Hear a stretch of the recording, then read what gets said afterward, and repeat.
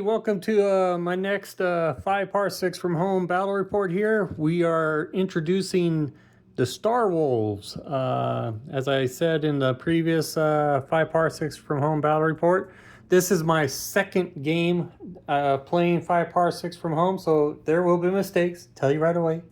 So anyways, right off the bat, the Star Wolves encountered rivals, and the rivals' name is the Gunslingers. I probably saw in the intro.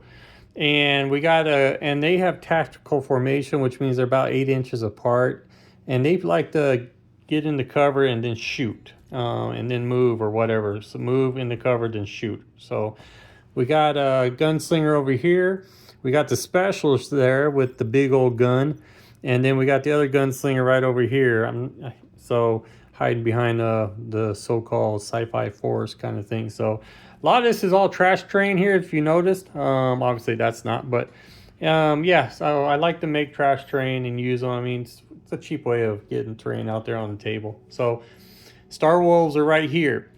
The only thing is, the Star Wolves, the rival mission, it's they rolled a small encounter, which means a random member of the Star Wolves has to sit out. Obviously, Buck Nebula right here, he's gonna stay put. He's the leader. But between Malachi, Holy, and Kodiak, we're gonna have to roll to see who sits out.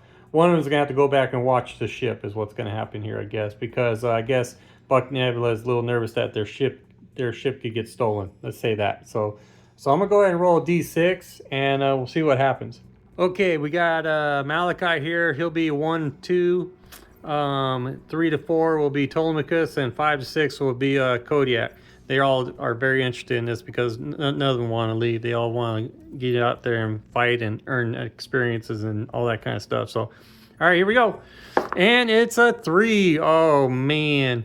So 1, 2, 3 right here. 3, 4. So Ptolemachus, Toli, it's going to be sitting out on this one, man. Alrighty, so Buck Nebula told Toli to head on back to the ship there and keep an eye on the ship, make sure it's safe, and that they have a way to get on out of the planet if they have to. They also, for the rival mission, it's called Showdown, which means it's a straight up fight. So it's going to be fight to the end here. So that seems pretty simple. This may be a quick one because it's 3 versus 3. So we'll see how this works out. And like I said, it's my second time playing 5 Parsecs from Home. So I'll probably be messing up here and there. So I'm still going to have a blast. And I hope you guys enjoy, and leave a comment or advice down below. And we'll go from there. So let's get the battle on. Okay, we're going to roll 3 dice and see what the quick actions are. And oh crap, none of them are gonna have quick actions. They're all gonna be slow phase. So that means the enemy will go first. Oh yeah, I almost forgot. You see this box, this crate right here with the white cross right here? That is a part of the task that was rolled before going into the campaign. You could issue a task for each of your members. You know, go search, go for exploration, or go trade stuff, blah blah blah. Well, on this one they rolled and they have offered a reward on this campaign turn. This one right here, find random feature, this crate with the cross on it. Crew moves into contact, spend an action, retrieve package, and they'll earn an extra 2 credits. So we're going to go ahead and do that one for sure.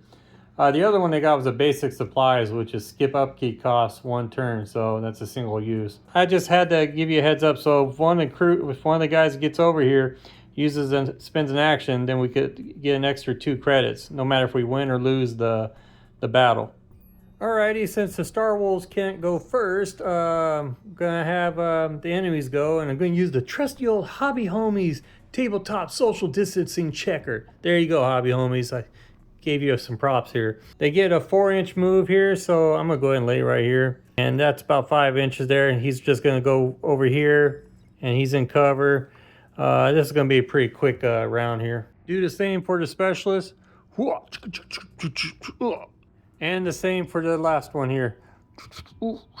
Okay, Malachi's gonna go first. He's gonna move 4 inches, and I'm gonna see if he's in range for to shoot at the specialist right there. He has a military rifle, so it's 24 inches. So he's definitely has to be in range. Okay, a military rifle has 24-inch range, and that is your 24-inch range there. So yeah, he can cover pretty much the whole battlefield. Awesome. Oh crap, he does have a shot at him. It'll be undercover, but we're gonna give it a shot. Oh, it's pretty cool. Okay, the military rifle does not have any specials. It's just a one shot, so it's gonna be a 1 die roll. Malachi's combat is 0, so no modifiers there. Specialist is undercover, so it says within weapon range and in cover. Got to hit on a 6+. Come on, we need a 6. And oh, boom! Alrighty, man, that specialist toughness is a 3. So we're gonna roll a d6 here. If it exceeds the toughness of the target or is a natural 6, the character becomes a casualty and is removed from play. So it just need to roll a 3+. Oh my gosh, first shot, freaking Malachi. And oh, he just stunned him. Specialist was stunned and he moved 1 inch back from the shot. Oh. So right there, and then we just put a stun marker on him. Okay, next is Buck. He's gonna move 4 inches, about 3.5, 4 inches right there. And I'm trying to get him in a clear shot here without being too open.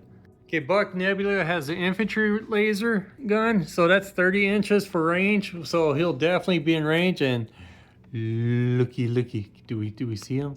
Do we see him? I think we do. Here, let's zoom in. There he is, man. We're gonna take a shot at him. He'll be undercover though, the specialist. Alrighty, Buck Nebula needs a 6 to hit. Why not, man? Let's see if we can do back-to-back 6s. Why not? And he missed with a 1. Okay, Kodiak's gonna move 4 inches over here. You'll see why. Crap, never mind. Bummer, Kodiak has no shot. I thought he might be able to peek over and see, but I had to move him over a little bit more, and that'd be cheating. So anyways, alrighty, Kodiak's done, and we are on to round 2. All right, round 2 here, we're gonna do the reaction roll, but I forgot Buck Nebula has a communicator, which gives them a +1 die to the reaction roll. So I'm gonna go ahead and roll 2 dice for Kodiak and Malachi, see what they get. And, just missed. So they're gonna be in the slow phase. Now we're gonna roll 2 dice for Buck Nebula. He needs to get a reaction of a 1. So we gotta get a 1 here, and he doesn't. Dang it, we're in slow phase again, which means the enemy goes first. Urgh! Okay, the enemy specialist here, he's gonna go first here. He has the stun marker on him, but in 5 parsecs, if a figure becomes stunned, the next time they act, they may move or perform a combat action, but not both. Being stunned does not prevent taking a free action. So he could, if he gets 3 stuns, then he'll be removed from the table. But after the stun figure has acted, remove the stun marker. Once all stun markers are removed, then he could use his normal actions. So that's kind of cool in a way. So he's just going to sit there because he has the big old rattle gun that has 30-inch range. He's going to go ahead and bust one right there on Buck Nebula. So he'll have a cover for him, but let's see what happens here. Oh, Buck Nebula, man. The rattle gun is a 3-shot weapon. Actually, it's a 24-inch range, not 30-inch, but still, he's within range. So anyways, it's a 3-shot weapon, so that means that the specialist can roll 3 dice. And since Buck has cover within weapon range and in cover, the specialist needs to make a 6+ to hit. Okay, here we go. We need 6+, and there's 2 hits. Oh crap. Okay, since he was hit twice, it doesn't matter. It says resolving hits. If a character is hit, regardless of the source, roll 1d6 and add the damage rating of the attack. There is no damage rating on that rattle gun, so that's a plus. Buck Nebula's toughness is a 4, so Buck, you need to roll a 4+ to stay alive. And, oh yeah, Buck is still alive. So Buck gets hit. Oh, goes back 1 inch, and he takes a stun. So that specialist is done, and you take the stun marker off, and he'll be back to normal in the next round. Okay, next gunslingers right here. The other two gunslingers, they only have scrap pistols, which means they only have a 9-inch range. Now they do carry blades, so when it comes to brawling, aka melee, they are pretty tough. So Star Wars should try to stay away from them and try to beat them at range, because melee, I don't think they'll have a chance. So anyways, back here, this gunslinger, I'm gonna have him dash, which I guess you add an extra 2 inches, and then that's it. So he's gonna go 5 right here, and then 6 could go right here. Their normal movement is 4 inches. So I'm gonna have him hide behind the brush right here. So like I said, they have to get in range first. So kind of like orcs, I guess you'd say. So all right, next is gonna be the other gunslinger. Just gonna have this gunslinger move 4 inches over here and hide behind this dead tree or whatever. So, and that is it for the gunslingers. Well, Buck's gonna go ahead and take a shot at the specialist again. These two guys are just going back and forth. That's all Buck can do because he's stunned. All right, Buck, you need a 6 to hit, and because you just have an infantry laser with one shot, 30-inch range, but 6 plus, and failed. Okay, Malachi, he can move within his 4 inches here, which he is, and he's gonna pop right out there, and then he has a shot at, oh, you can see him, there he is, at that gunslinger. He's undercover, obviously. Okay, same thing for Malachi, he needs a 6 to hit, and, oh, it was about ready to roll in that 6, I saw it. Malachi missed. Not too concerned, because Malachi's really kind of not in the open because of the cover right there. So we'll see what that gunslinger does on the next round. Oh yeah, Kodiak. We're going to have you do a regular move, 4-inch move up. Put you right there. I'll move that thing. And then he's got a shot at that gunslinger over there. Now Kodiak has that bipod on his colony rifle, which is an 18-inch range, which he's obviously in range. It's a one-shot weapon, but the bipod is a +1 hit over 8 inches, which he is definitely over 8 inches, aiming or cover. So let's give this a shot. So instead of hitting on a +6, he gets hit on a 5+. So let's do it right here. Come on, Kodiak, I need a 5+. Crap! Dang it, that leaves Kodiak out in the open, so when it comes to the next round here, we gotta really hope that we get the first reactions. Ugh. Alrighty, man, we are off to round 3. Okay, we still get to roll 3 dice here, and golly, we need to get some 1s. We need some 1s, because everyone has a 1 for reaction. No one has a 2, so, alrighty, guys. Here we go. And, oh yes, we got 1. Someone's in the quick phase. Someone's in the quick phase. Yeah. And I will definitely place that on Kodiak because he's out in the open. So he'll have the first shot at that gunslinger. Come on, Kodiak. Okay, I'm not going to move Kodiak. I'm going to leave him there because I could go 4 inches, but he won't be able to see him over here for a real clear shot. So we're pretty much stuck right there. But hey, he's got another chance to try to hit this gunslinger at 5+. Let's give it a shot. Come on, Kodiak, 5+. And crap, man, you rolled another 2. Urgh. And with that, it goes in the enemy phase. Oh, boy. Well, I think that gunslinger is going to take a nice little shot at Kodiak there out in the open. So I think it's going to be a 5+ because he's in range, a 9-inch range there of the scrap pistol. Yeah, within weapon range and in the open, or within 6 inches and in cover, it's a 5+. 5+ to hit, and got him. Oh boy, Kodiak's toughness is a 3, so he's got to roll a 3+ to save. And oh no, well duh, toughness. If I roll over the toughness, which he had a 3+, then he is killed. But if I roll below the toughness, it's a stun. I just learned it now. I figured it out. So that's how it works now. So anything below the toughness roll when you're saving is a stun. Anything above the toughness number is a kill. Got it. Now, if I knew that back then, he would be dead. So, anyways, Kodiak, he's gonna take a stun and goes 1 inch back. So, now that I know, this game's probably gonna go real quick. Wow, that brawler scrap pistol is in range for Malachi. Just barely. There's the 9 inch right there. So, we're gonna go ahead and I'm actually gonna have that gunslinger move out. Or no, actually they're tactical, so they would be undercover and fire. So, all right, so he's just gonna go ahead and take a shot at Malachi. Okay, that gunslinger has a 9 inch range with a scrap pistol, and it's a shot 1, so it's just 1 die, and it's cover, so it's gonna have to be a 6+ to hit. And he rolled a 5. He missed Malachi. I'm gonna have the specialist move up. He's definitely within 4 inches, so now he's undercover on that rail there, and then he's gonna take a shot at Buck Nebula over there. Alrighty, he needs a 3+ to hit Buck Nebula. He's got the Rattler gun, and it's a 3-shot weapon. So, and actually he's got heavy, and I had him move, so -1 to hit if he moved. All right, so he's gonna be hitting still on 6s. And here we go. And oh, he missed. Man, Bucky, you're lucky. Ha ha, like I did that.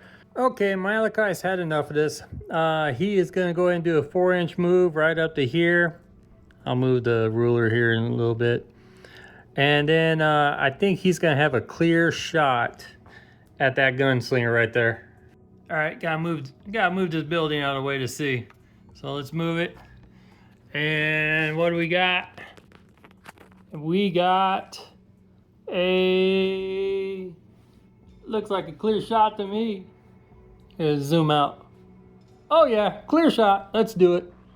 Okay, I know I'm taking a risk here, but Malachi has that military rifle and it's a 1 shot, so it's a 1 die. But within 6 inches, which he is, and in the open, it's a 3+ to hit.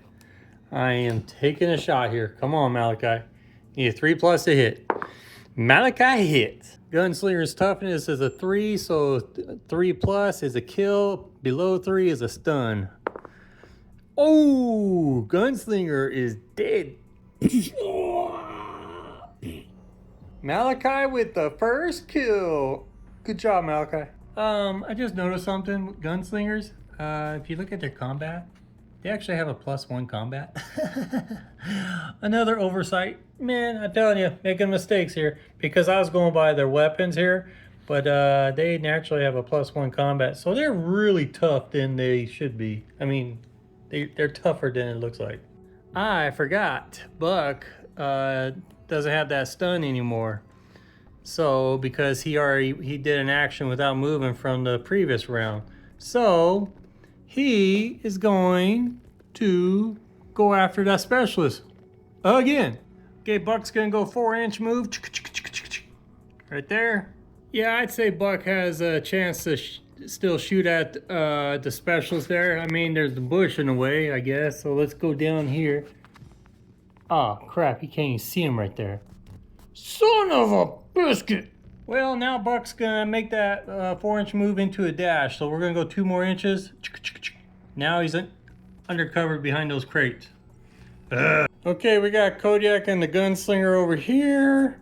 We got Buck in the middle, which maybe somehow we could try to get that objective right there. That would be nice to get 2 more credits. You use it to pay off, help pay off the ship.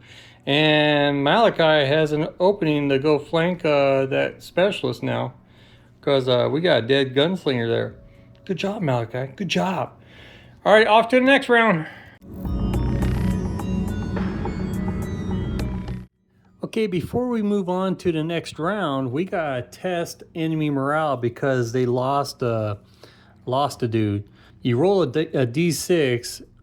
If they lost 1 guy, you roll 1d6. If they lost 2 guys, you roll 2d6. And you have to roll in their panic range. For example, the gunslinger's panic range is 1 to 2. So if we roll a 1 or a 2, one of the gunslingers will run off in fear. So let's go ahead and do that real quick. Got a d6 here and zoom in. Alrighty, here you go. Got a d6 and we rolled a 2. So panic rage of 1 to 2, that means one of the guys is gonna flee. The closest to the edge of the table, which would definitely be that dude right there, that scaredy cat right there. He's gonna be like, I'm out of here, man. So he's off and running. Oh, that's gotta suck, because that just leaves the specialist all by himself. Okay, we're rolling 3 dice for the reactions, and we get slow phase again for the Star Wolves. Well, that specialist, he's going to use a dash move, so it'll be 4 inches and plus 2. So he'll have a total of 6 inches, but that's all he's going to be able to do, which is enough. That's 5 inches up the ladder, and then it'll give him 1 more inch to be on the platform. He's taking the high ground, fellas. Buck Nebula sees what's happening with him up there, which he figures out that Specialist cannot see them at all right now because he's not up by the edge of the tower there. He's on the backside. So Buck Nebula is going to do a dash. There's 5 inches right there. And he's going to go 1 more inch. That should put him pretty close to, yep. So he is close to the objective there, so they can earn two credits. Okay, this is kind of causing a dilemma here for the Star Wolves because their secondary objective is going to be reachable right there. That Buck's going to get to. The first objective is to wipe the Gunslingers out. So right now they're him up on the tower is causing problems for the Star Wolves. I guess I'm going to have Malachi. There's ladders here. He could climb up on here and then next round have a clear shot. Well, be undercover. Not sure what I'm going to do with Kodiak. If I should have him dash up and, you know, have him go up the steps and then do a brawl, but you don't want to really brawl with the Gunslinger. So, oh boy, let's see what we can do. Okay, with Malachi, there's 2 inches right there, and then another 2 inches right here. So he'll end up right here on his move. It's going to be nothing but movement here until we get to the next round. I'm definitely going to have Malachi climb up on that building there, and then he'll have a... you know, it'll be a better shot at that guy. Whoops, sorry, zoomed in. So we'll see what happens. That's what we'll do. We'll take Kodiak, have him come up over here, which is definitely within, yeah, he's definitely within 4 inches. That's about 3 inches right here. How tall is that? Because in 5 parsecs, it's just a matter of inches to climb. There is no other penalty or whatever, but he will not have, he could dash and be up there. So he'll dash, and I'll give him an extra 2 inches up and then 1 inch there. Oh, yeah. And then that's it for Kodiak. And that takes away the stun marker, too. So let's look at this here real quick. Oh, next round's going to be cool. Okay, this is going to be pretty cool. We're going to have Kodiak up here, and eventually I'm going to have Malachi up here, and they're going to provide cover for Buck. Buck is going to be able to use an action and pick up that secondary objective, and well, they'll have 2 credits if they win this. And then I can have Buck go underneath the tower. Maybe have him jump up on that right there, and they'll have a crossfire on this guy. We'll see what happens. We're going to the next round. Oh man, that one guy that bailed, that's considered an enemy loss. So I have to roll another enemy morale die here. So if they roll a 1 or 2, then the specialist bails. Let's see what happens right here. And it's a 4, so specialist stays. He's going to be on that tower. He's going to be like, come and get me. Alrighty, back to the reaction dice here that the Star Wolves have never been really great at. We need to roll some 1s here so we can get the quick reactions, the first actions, man. And we rolled... We got a 1. Yeah, baby. Okay, I gave Kodiak the first reaction. Now I'm gonna have him move just right here. That's definitely like 2 or 3 inches. Now look why. See why? Oh yeah. Oh, hold on. We'll move 3 inches right here. There you go. Oh snap! We got a headshot. Come on, Kodiak. Alrighty, man. He's got to roll 6 to hit him. So, come on, Kodiak. Get that 6. And, 1. Crap. Hey, that gunslinger. What do you think that gunslinger is going to do? He's like, oh, you try to hit me and shoot me in the head? He steps up here 2 inches. And now he's going to have a clear shot at Kodiak. And he has a 3-shot weapon, remember? So he could roll 3 dice to have a chance to hit Kodiak. And I remember the Gunslinger has a +1 combat. He's within weapon range, and Kodiak is in the open, so it's a 5+. Well, with the +1 there, it makes it a 4+ for the Gunslinger to hit. So Gunslinger has to roll 4+ to hit. And oh, he hit him twice. Alrighty, a 3+, and Kodiak is down. Less than a 3, it's just a stun. So, alright, here we go. And oh, it's a 2, so Kodiak will be stunned. Okay, Buck opens up the crate, and he gets the whatever the objective is. He takes it, and then I'm gonna have him move 4 inches underneath the tower. Okay, I got him underneath the tower. I wasn't sure how that works because usually it's move and fire, but this, when you're grabbing an objective and it takes an action, then do I have the ability to move afterwards? I don't know how that works on that, so I'm just assuming, you know, he grabbed the objective and then he could move. So if I'm wrong, please leave it there in the comment, let me know. Alrighty, 2 inches to the ladder, and then it's 2 inches up. So that was his first move right there. And now he's going to take a shot at that Gunslinger. Check out this little battle shot. Is that something or what, man? Coming to get you, boy. Come on, Malachi. You need a 6 to hit. Come on, Malachi. And crap, he missed. Alrighty, rolling for a reaction here. And we have the slow phase again. Alrighty, that Gunslinger put a stun on Kodiak, so he's a little happy with that. He's going to go ahead and aim at Malachi right now. 3 dice, 4+ to hit. Oh, there's 2 hits. There's 3 hits. Which I guess doesn't matter because you just roll 1d6 for the saving throw here. I don't know. In a way, I can understand that because it increases your chances of hitting the opponent. But it's almost like, you know, because I think in 1-page rules, you know, I'd be rolling 3 dice for saves right now. But nope, in 5 parsecs, just roll 1d6, and Malachi's toughness is a 3. So 3+, Malachi will be dead. Below 3, he's stunned. And Malachi has been put out of service. Oh man, Kodiak looked over there. No, he's gonna bust around on him. Okay, Kodiak actually has a 5+ to hit because he's got that bipod hooked onto his rifle there, and that's a +1 to hit from over 8 inches away. So, alrighty, so Kodiak, you need a 5+. Come on. Yes, Kodiak did it. Alrighty, Gunslinger has a toughness of 3, so 3+, he's dead, and below it's stunned. Come on, come on. Oh, he is gone.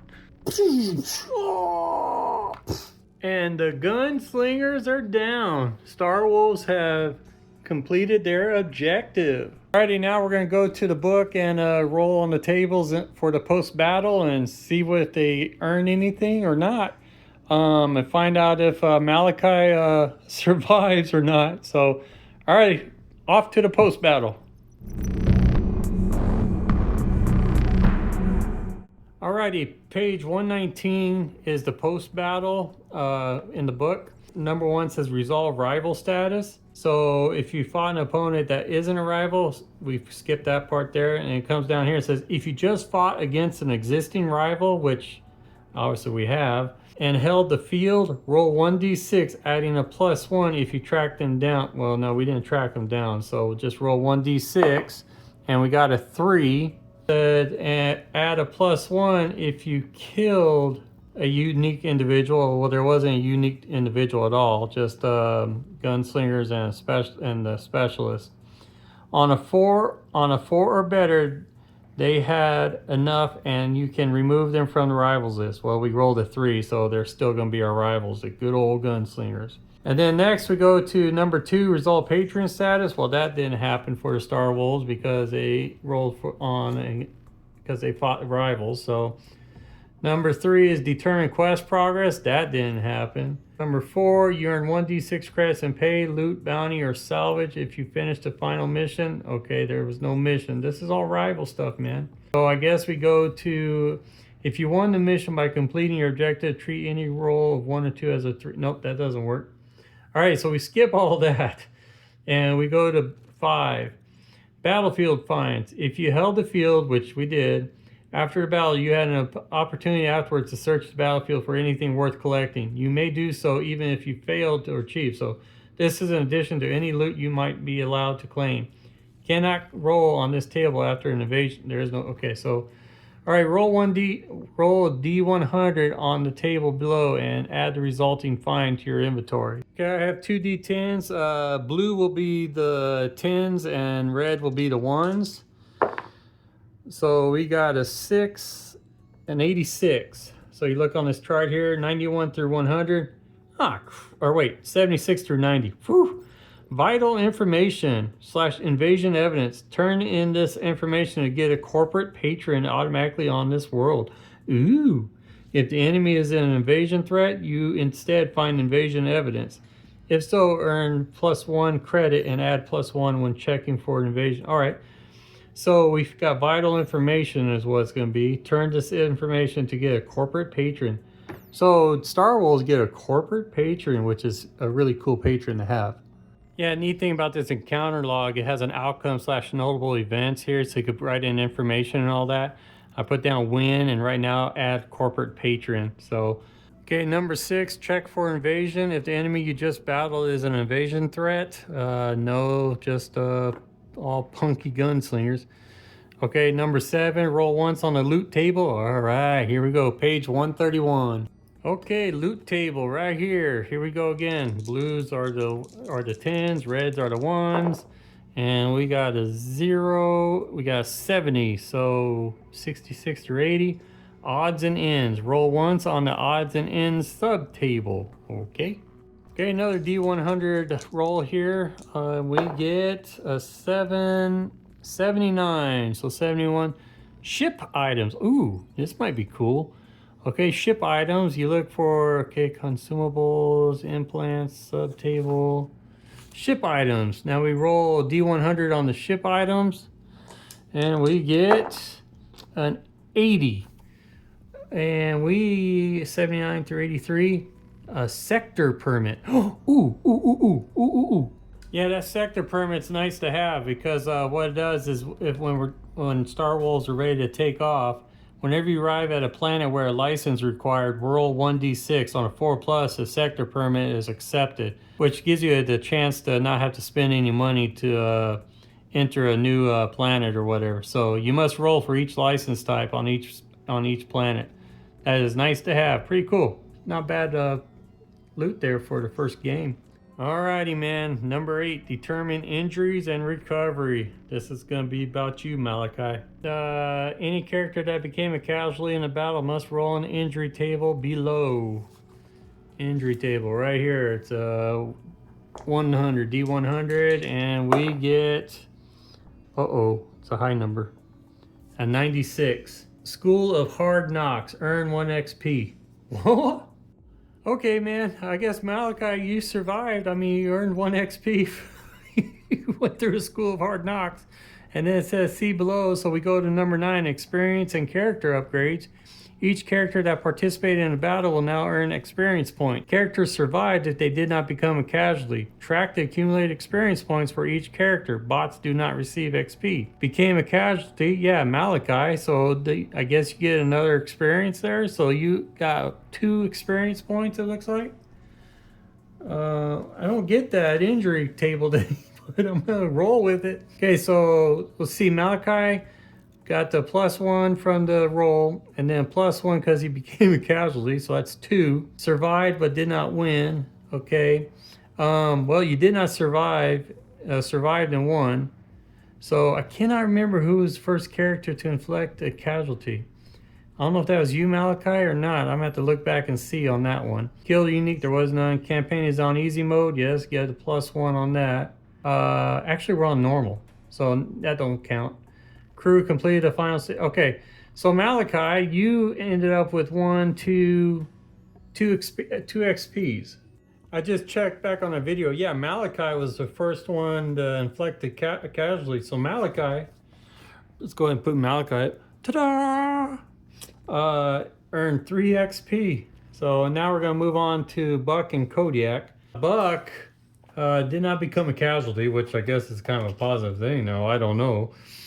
Survived but did not win. Nope, survived and won. So yes, got 3 XP there, Buck. And that is going to be it. And so that'll be the same for Kodiak too. So all of them got 3 XPs. That's cool. Nice start there, Star Wolves. Not enough XPs to do any increases for like reactions for the ability increase table. So you need like 7 XPs, minimum of 5 in order to increase your speed or savvy.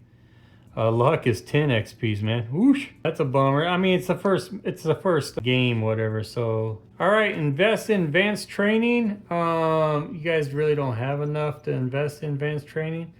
Okay, number 11 is purchase items. You may pay 3 credits to receive a roll on the military weapon table, gear table, gadget table in the character creation chapter.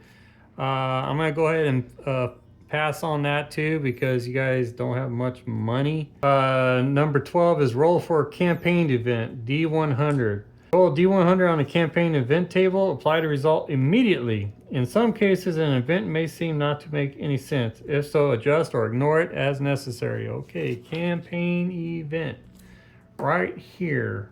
So we roll and we got a 56. 56 is, oh crap, the tax man is taking an interest in your business conduct. Roll 2d6 and pay the higher die in credits. If you have insufficient credits, your ship is impounded until you can pay. Oh no. Okay, roll 2d6 and pay the higher die in credits. Oh, okay, you only have to pay 3 credits.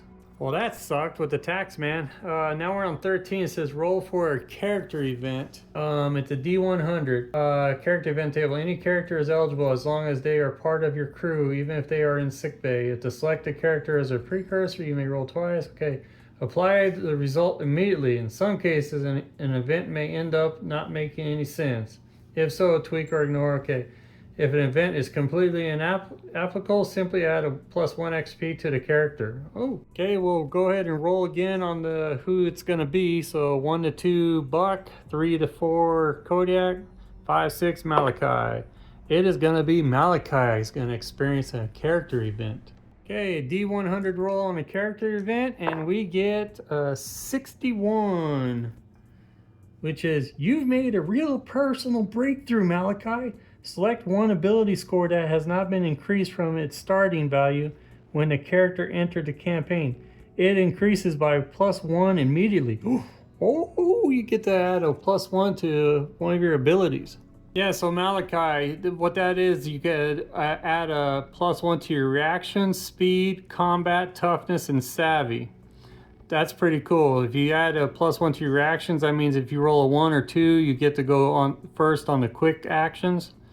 You get 6-inch, +1 to your speed, you get a 6-inch movement. Combat's a 0, so +1 to that would be nice because that adds to your shooting or your melee. And toughness will go up to a 4, which would be pretty cool too. So, and then you could do a +1 for your savvy, which is like almost like a luck in a way. Anyways, in the comment below, let me know which one you would like to add a +1 to. Number 14 is check for galactic war progress. We're not tracking any planets for that, so we skip 14. And I believe that is going to end the post-battle. Yep, that is it.